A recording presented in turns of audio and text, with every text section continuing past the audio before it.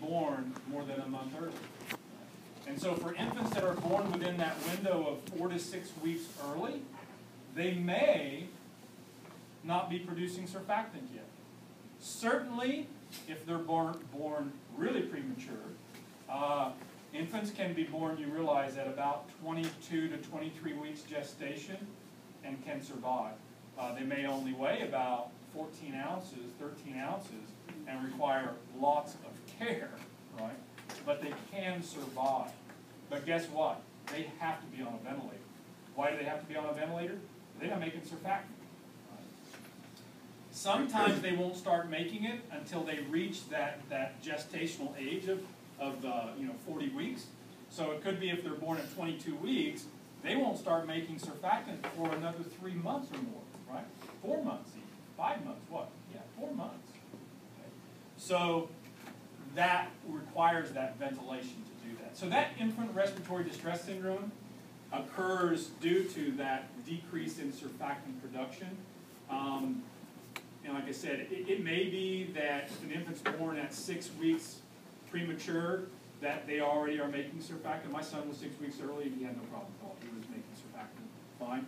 Or it could be that the act of childbirth, the stress, induces them to start producing surfactants, a hormonal change that occurs when that happens, and they'll start making surfactants, so they may only have to be on a ventilator for a day or two, or have labor treatment for that. But that's that infant respiratory distress syndrome is due to that.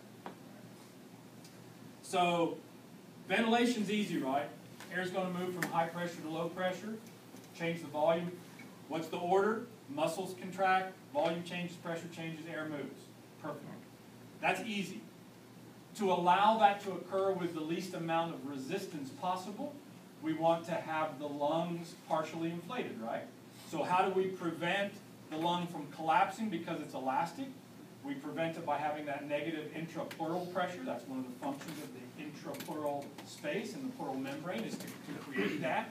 That allows for a total lung prevention of collapse. And then within alveoli, within small alveoli, to prevent them from collapsing because of loss, right? We want to make sure that they produce this surfactant to reduce that surface tension, to allow for the pressure to drop.